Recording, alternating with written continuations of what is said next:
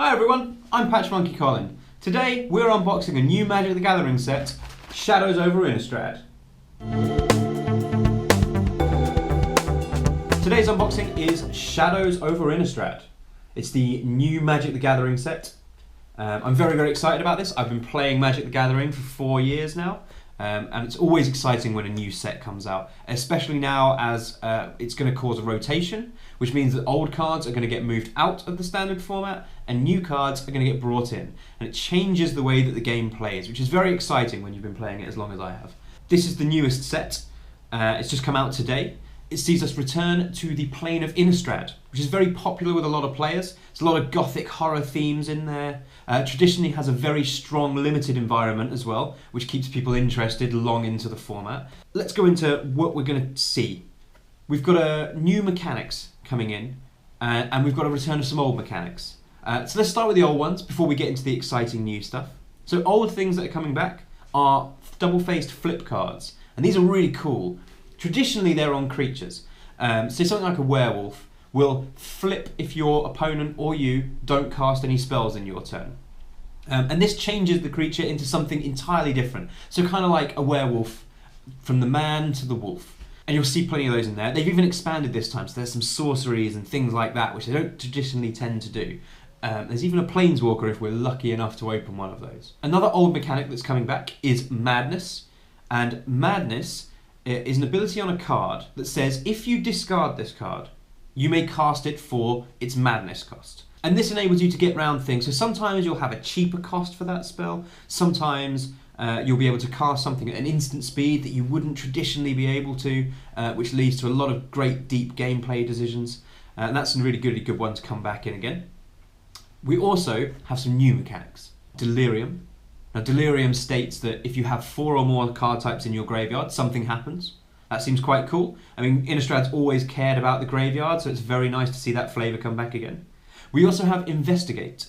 And Investigate is an ability that puts clue tokens onto the battlefield, which are colourless artefacts, and you can pay 2 colourless mana to sacrifice them. Now, I say colourless, it doesn't actually have to be colourless. They changed that in the last set. 2 generic mana, and enables you to sacrifice them and draw a card. Which seems pretty strong. So let's get moving on and see what we get in this box. Alright then, let's get into the meat of it. Okay, so I went and bought my box today from my local game shop, which is called War Games Workshop in Milton Keynes. It's good times. And for every box you buy, you get one of these promo cards. So here we go, hopefully you can see this. This is an Elusive Tormentor. So 4/4 for 4, pretty good rate. You can discard a card and transform it into Insidious Mist. So hexproof and indestructible. Can't block, can't be blocked, and whenever it attacks and isn't blocked, you pay 2 black, and if you do, you transform it. So this kind of flips back and forth. It's kind of cool in this whole vampire turns into mist, attacks something, and then flips back into its normal form. I kind of like it. It's a cool promo. It's got the logo on the bottom of it. You can see it just there. Very nice. Very good. So let's get into the actual whole thing then. Here's our box. I'm going to open it up with my trusty Leatherman right here. There we go. Never leave home without a Leatherman. Come on. Yeah. Shadows over Innistrad.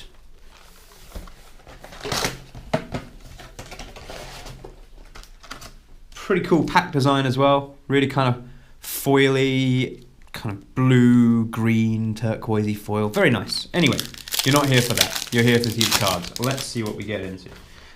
So we're not going to go through the commons. Probably not even most of the uncommons, to be honest, unless they're interesting. So our rare for this pack is the Bygone Bishop. Whenever you cast a creature spell with converted mana cost 3 or less, investigate. Put a clue token on. Remains to be seen, I think, how good clues are going to be in this format. But hey, you know, it could be good. Might be, might not be. Let's see. Right. Pack number 2. Breakneck Rider is a wicked uncommon, actually. This won me a couple of games at my pre-release. When it flips, it's a 3-3 for 3, which is great already. You're going to play that. 3-3 for 3 is a good rate. And then when it flips, you turn into Neckbreaker. Every creature that's attacking that you control has got +1, +0, and trample. That's pretty damn good, and it makes things really hard to deal with. This attacks as a 5-3 trampler, gives everyone else trample as well. It is pretty insane. Let's see. Oh, Dance with Devils as well. That's a cool uncommon. You make these devil creature tokens, and then when they die, they deal a damage to something. So it can be really kind of tricky. Your opponent has to play around a lot of stuff. And our rare is Odric, Lunarch Marshal. Very cool. This guy has probably more text than any white creature ever needs to have. At the beginning of each combat, all your creatures gain all the stuff that all the other stuff has, basically. It just homogenizes everything, which is cool. It's quite hard if you're trying to attack through a whole load of life linking, vigilant, trampling, all sorts of nonsense. Pretty damn good. I had to check there that he gives trample. He does.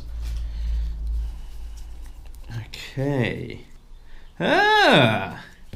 So the Innistrad packs are weird. We can kind of go through here.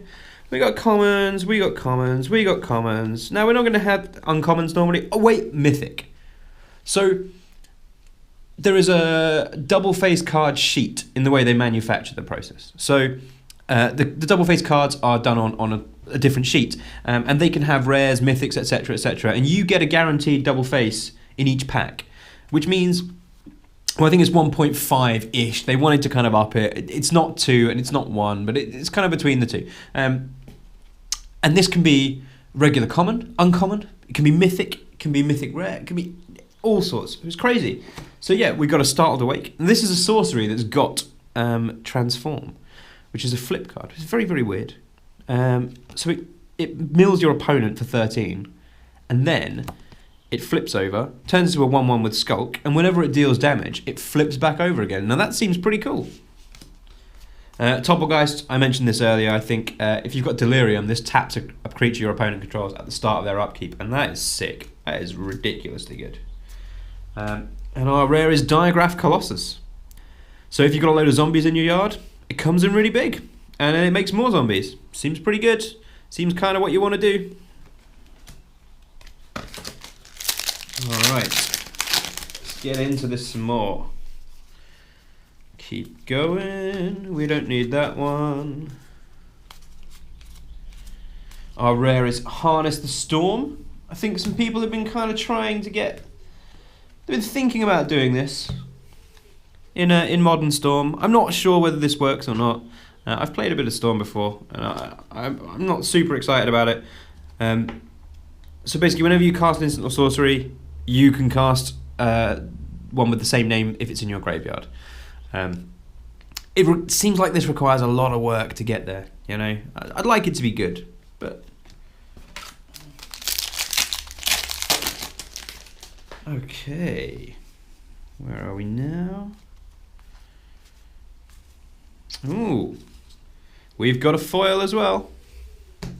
Our rare is Eerie Interlude. Exile any number of target creatures and return them to the battlefield under their owner's control at the beginning of the next end step. So it's kind of like a blink. So if you've got any ETB effects, something like that, it seems pretty good for that. And our foil is the Town Gossipmonger. Tap an untapped creature we control, transform the Town Gossipmonger. Seems okay.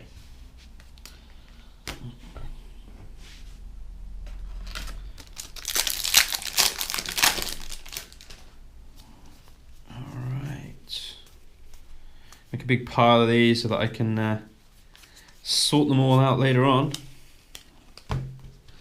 Okay, our rare is Burn from Within. Burn from Within deals X damage to target creature or player. If a creature is dealt damage this way, it loses indestructible. Okay, cool.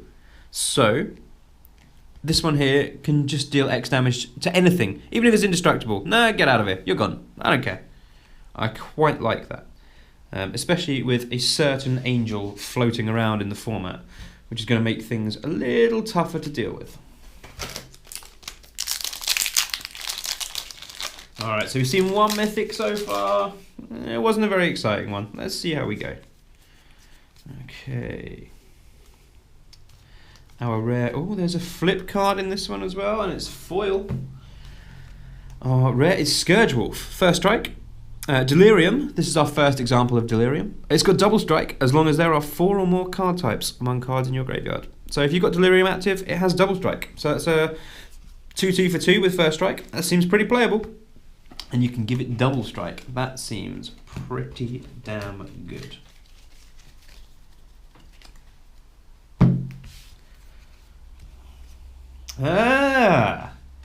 This is a good one. This is a definite good one. I'll give you a clue. It's blue, and people have been trying to brew with this for ages. This is nice. This is a foil thing in the ice. Very cool. Very cool. A lot of people very excited to play this in modern, legacy. I mean, even standard. I think it's probably a little slow for standard. People will play it. It'll get played. I think it's a little bit too slow, but hey, we'll see how we go. I'm normally wrong on these things. As I'm filming this, I've got a friend who's posting me deck lists, and they just keep kind of rolling down on the top of my screen. Okay. Let's see what we got going on here. Now this. I want lots of these. Declaration in Stone. Exile target creature and all other creatures with the same name as that creature. Now that's amazing. I've not seen anything like that since Detention Sphere, and Detention Sphere was one of my favourite cards ever. That player investigates. So you give your opponent clue tokens, but it's 2 mana and it's unconditional removal. That's brilliant. That's really, really good. You don't get that very often now. Okay, brilliant stuff. And we got a foil swamp with a cool little cart in the background. Don't know if you can see that or not. I'm loving it. That's great. 3 foils so far. This is a good box. This is a very, very good box.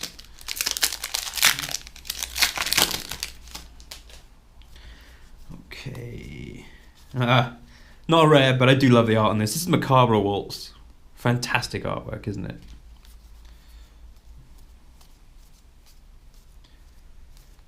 Okay. Our rare's a bit of a strange one. It's not phenomenal. Fevered Visions. At the beginning of each player's end step, that player draws a card. If the player is your opponent and has 4 or more cards in hand, Fevered Visions deals 2 damage to her. This...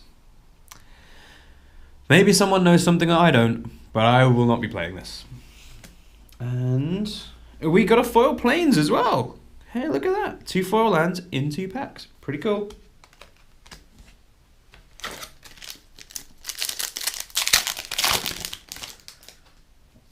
Okay.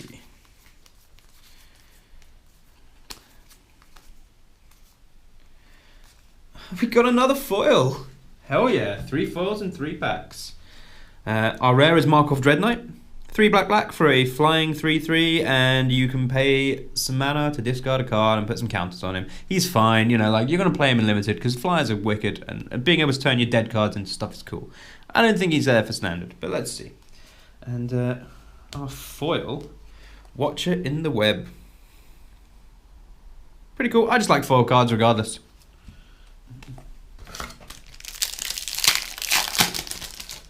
Okay. Where are we on this? We got another foil! This is amazing! 4 of them, hell yeah! So our rare is Fortified Village. This is a new cycle of lands. They come in untapped if you can reveal a basic land type that essentially shares a colour with it. So for this, it's a forest or a plains. It doesn't actually have to be a basic land, does it? No, just a forest or plain. So the old battle lands would do the same thing. So if you have the Canopy Vista, then you could reveal that and play this untapped. Obviously, that leads to some tension in your mana base because you can't then play the Canopy Vista untapped because you won't have the basic lands. But hey, we've had great mana for the last kind of year. So really, we do need to have some restrictions because the 4-color decks were getting a little bit silly. So this is the Fortified Village. Cool, very good.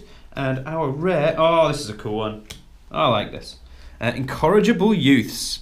So it's a 5 mana 4/3 with haste. Which seems kind of rough, like, and it is pretty rough, but it's the madness that gets it there. So it's madness for 2 and a red. You get this card for 2 and a red for a 4/3 haste if you can discard a card. Now, if you're using a card that lets you draw cards and discard cards, then you're up a card. Like, that's card advantage. That's fantastic. I am loving that. Loving that very much. All right, let's get on to the next pack.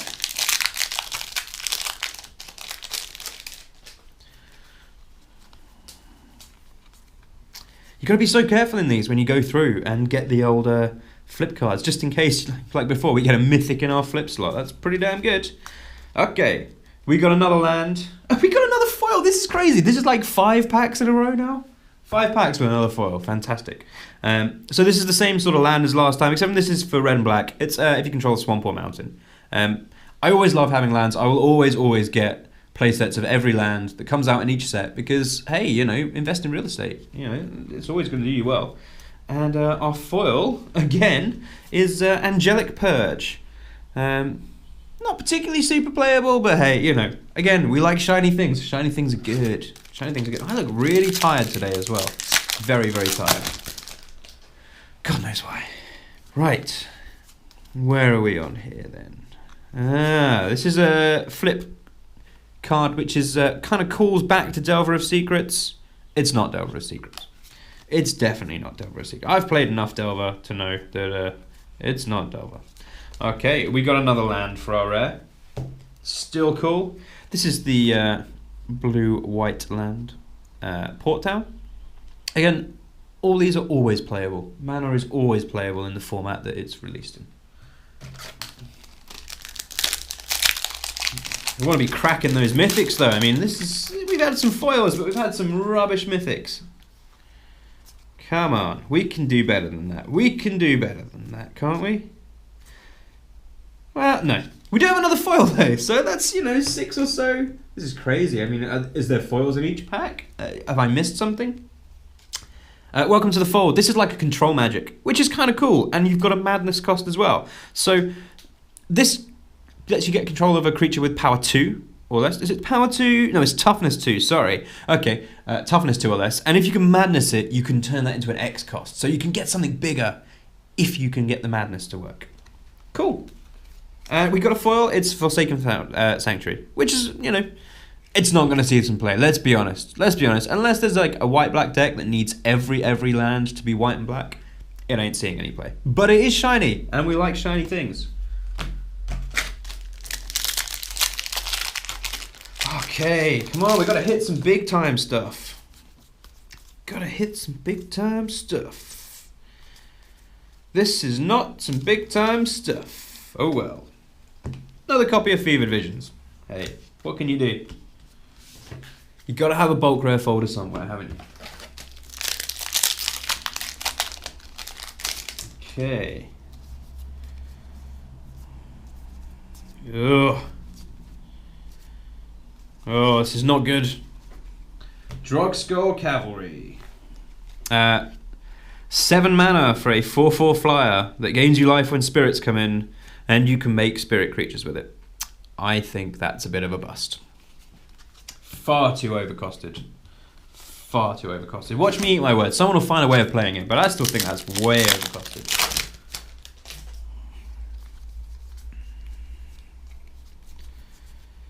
Ooh, we do have a mythic here. No foil, but still a mythic. Descend upon the Sinful. This is a 6 mana Wrath. Wraths have been going up and up and up in cost for a while. This is an exile though, so it doesn't destroy exiles. That's very, very useful, especially if somebody's playing with indestructible creatures. We don't like those.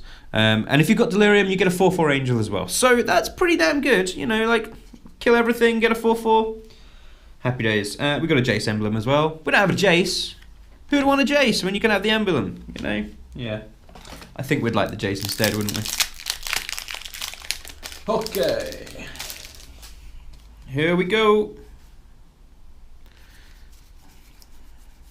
Nope. Ooh.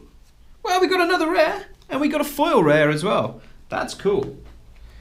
Forgotten Creation. A 3/3 Skulk. At the beginning of your upkeep, you may discard all the cards in your hand, and if you do, you draw that many cards. I have absolutely no idea about this, actually. I like 3/3s. I don't like paying 4 for them, but I do like... Oop, not that. I do like being able to shove back a terrible hand. So maybe there's something that lets you churn through your deck at a crazy rate, and then this might be good, because you can just kind of get rid of everything, and then enable Delirium, enable some other mechanics, and then kind of bring it all back. We don't know what they're doing in the next set either.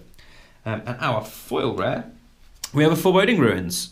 So this is cool. Foil lands are always nice. I love them. It's a shame that the full art lands have gone now. I loved opening the full art ones. Okay.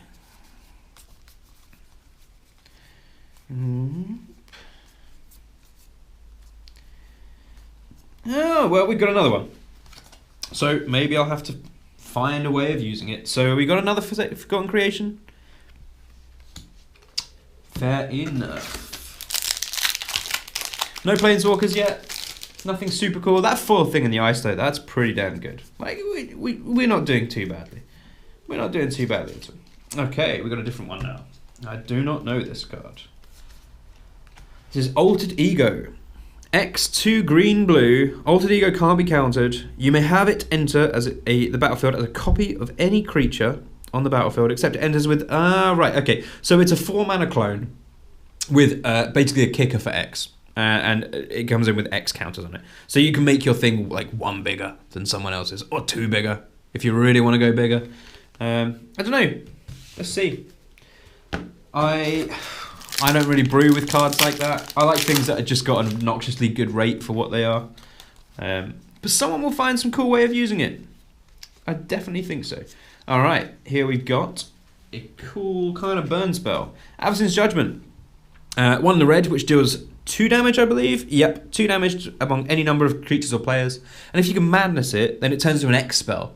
So if you Madness this and you discard this, you can basically kind of burn anyone out for as much as you got going. That's pretty cool. These things have always kind of seen some play. X spells are really important. They let you do something with your mana that that's just sitting around doing nothing, especially late game. That's a big deal. Okay, definitely want to see some more cool stuff out of this box though. Ooh, that's a flip card, but that's not what we want. Oh, clearly the best pack. Clearly the best pack I've ever opened in my life. All hail the Gitrog monster. Yeah, I know, the joke's been done a million times. Anyway, it's basically Hypnotoad. It seems alright. It is a mythic. I'm not really sure how mythic it is, but people have been looking at putting this into Legacy Dredge, all sorts of stuff. Enables some very, very cool stuff.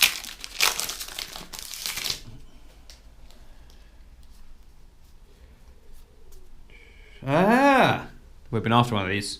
This is very cool. I'm going to put this to the back, and then we can find... We've got 2 rares in this pack.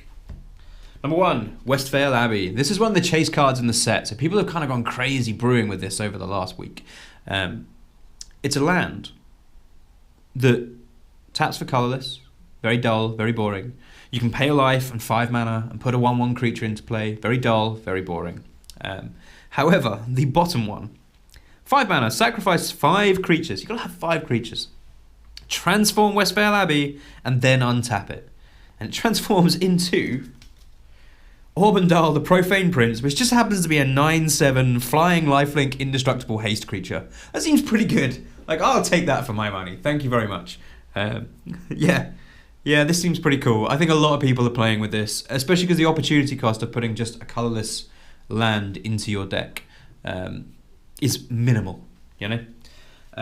And our second rare is Traverse the Ulvenwald. And this is another card, actually, that this week people have been brewing a lot with. For 1 green, you find a basic land out of your deck, put it in your hand. However, if you've got Delirium, you can find a creature and put it into your hand. So, in Standard, it remains to be seen if 1 creature becomes kind of the creature. Like, for example, Siege Rhino was just huge in the last kind of set. If there's a creature that's like that wins you games outright, then people are going to play this, because turning Delirium on, it's a minimal cost, especially in a deck when you can build and you can plan for it. And being able to do that and then go and find that creature that you need to win that game. That seems pretty good. In Modern as well, I mean, people have been playing Summoner's Pact for ages, which is a 0-cost pact, obviously, to go and find cards. This is 1 mana. That seems pretty good. All right. This box is getting pretty good.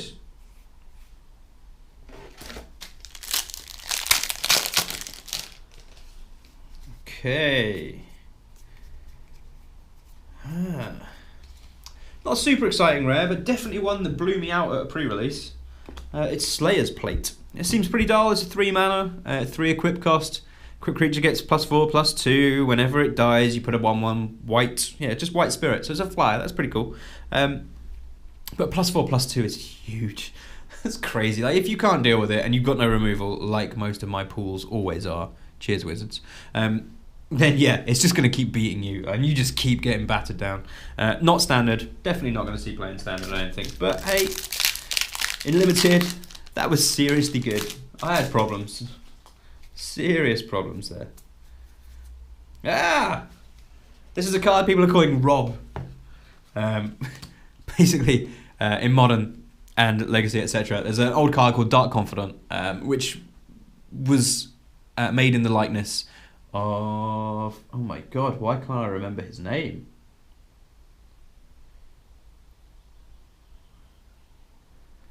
I can even see his face.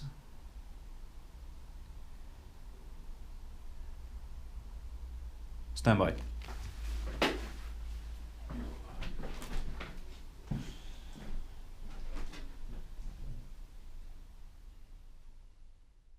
Yeah, that was embarrassing. His name's Bob Maher, and he won I think it's a Players' Championship, where they used to be able to kind of get their likeness on a card, help design a card. He designed a card called Dark Confidant. At the beginning of your upkeep, you reveal the top card of your library, and then you put it into your hand, and you lose life equal to the converted mana cost of that card. So it's like card advantage in black, which is great.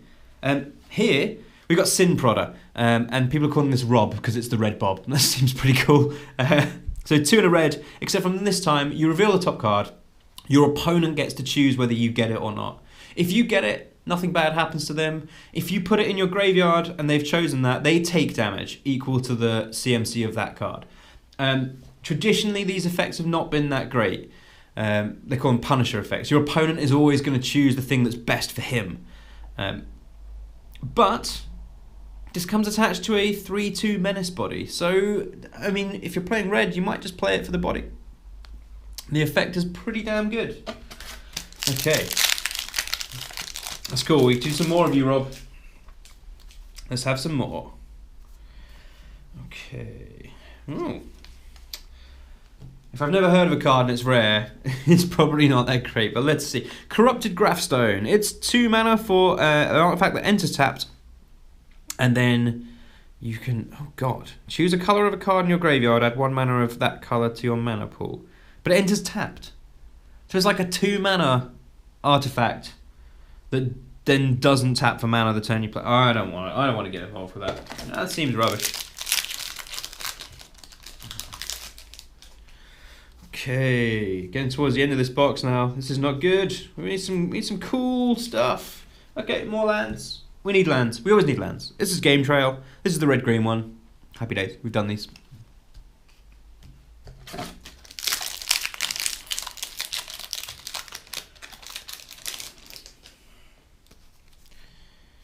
Okay. Well, coming up on our playset of Foreboding Ruins now. We got 3 of them. That's, you know, hey, like I said, we need lands.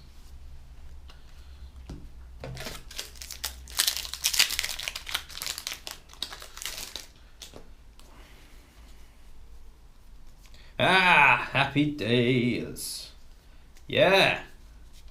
2 rares in 1 pack. Cheers, Innistrad.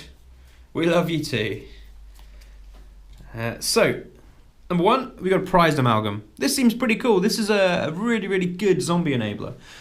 So it's 1 blue-black for a 3/3. That's a great rate. That's stunning, especially in blue and black. Like, you don't tend to get 3/3s for 3. It's got a lot of text on it. Whenever a creature enters the battlefield, if it enters from your graveyard or you cast it from your graveyard, return it from the graveyard to the battlefield tapped at the beginning of the next end step. So basically, if you're doing graveyard shenanigans, this keeps coming back. That seems cool. We like that. And we got another thing in the ice. It's not foil this time. It's not quite as nice, but it's still cool. Awoken Horror. Ugh. Yeah, we like that. People like those cards.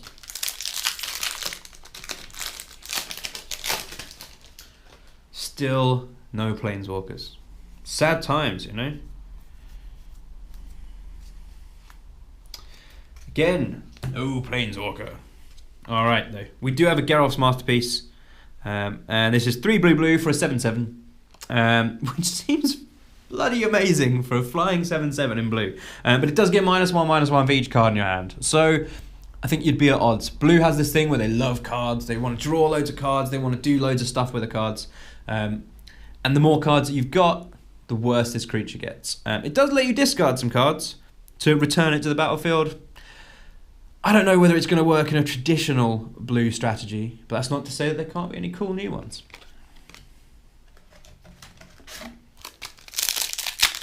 Come on, Alex, you can do this. Hey! That's what we wanted to see. It's good. We got a Planeswalker. It's Jace, Unraveler of Secrets. Now, he's going to get overshadowed for a while because his little brother, Jace Vryn's Prodigy, is ridiculous. And I mean ridiculous. Like, I'm not really sure what they were thinking printing a card that good in Origins, which was not drafted for very long. Makes me quite sad. I still don't have my playset of them. And at the price they are right now, I don't think that I'll be picking them up either. But this guy, he kind of reminds me a little bit of Architect of Thought. Not in his abilities, but in the way that I feel that in a blue sort of mirror, whoever lands him first is going to start pulling ahead. He's going to scry you and then draw you cards. So you're looking at 2 cards every turn off of him. You can bounce stuff. Bouncing kind of sucks. You'd rather kill him. He's Jace Nixilis, like Ob Nixilis, but not quite. Anyway.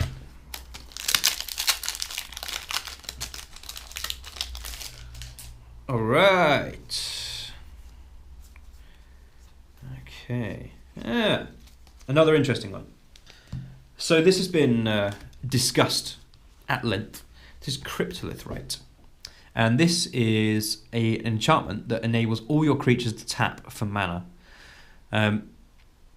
Now, I'm a really, really big elf player in Modern and Legacy, and anything that lets things tap for mana, let me tell you, is good. Like, I mean, it's good. It's definitely good, because you start being able to do things on turns that you shouldn't be able to. Especially if you're doing things like tokens and stuff like that, because this doesn't say non-token. You can swarm that board with tokens and then you've got 10 mana available on like turn 6 or something crazy like that. And you can go all out. Especially seeing as we've just come from a set that has some huge fat creatures. I think that's going to be pretty good. But I'm a terrible brewer, so let's see if somebody comes out with something for it. Okay, we are down to the last 4 packs in this box. Sad times. Come on, money.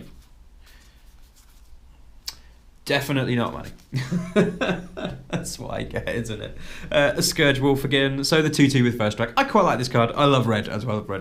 Like, mono red decks are great fun to play, especially because I think there's some players that have this this impression that a mono red aggro / burn deck is easy to play, and that you're not a real player if that's what you're taking to a tournament.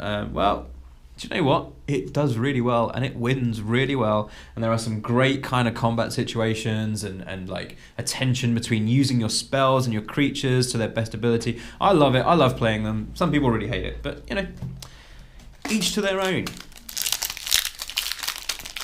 Okay. 3rd to last pack. Yeah, we got another Rob. This is good. I like him. He's going to see play. There he is. He's just kind of chilling, hanging out with his big pitchfork. And all right. we've got a different rare. This is a card called Ever After. And what this does for 6 mana is it brings back 2 creatures from your graveyard to the battlefield and turns them into black zombies. Now, I don't know if it's any good, but I love the flavour of this. And I love the artwork. The artwork's amazing. Look, it's 2 guys that got married ever after. Oh, lovely. If you've got any shuffle effects as well, this puts it back on the bottom of your library. So you can always shuffle it back in. So you can kind of grind through all your cards and keep grinding and keep bringing them back and keep grinding and keep bringing them back. I quite like it. Graveyard strategies. Innistrad's always had some depth. And I think there's a lot of things that have not been explored that are going to get explored, especially in the next set. The next set is kind of like, that's the key. The next Innistrad set, that's going to make things, as it were. It's going to be cool. Last pack. Last pack. Let's hope it's a good one. Oh, well. Some you win, some you lose. Our rare today is a Soul Swallower. This is a 3/3 for 4 trample. And if you've got Delirium, you put 3 counters on it. I'm not sold. I'm not sold on this, but we've done quite well out of this. We got 2 Thing in the Ices, we got 2 Robs, and we got... I mean, this is just beautiful. This is the jewel in the crown from this box, isn't it? This is that lovely foil. Double-sided foil Thing in the Ice. Very cool. Alright then, so thanks for joining me for our unboxing of Shadows over Innistrad. I hope you enjoyed it. I'm pretty jazzed. We've got a couple of Robs, we've got a couple of Thing in the Ices, no crazy mythics, but we did get a Jace, so you know, not too bad.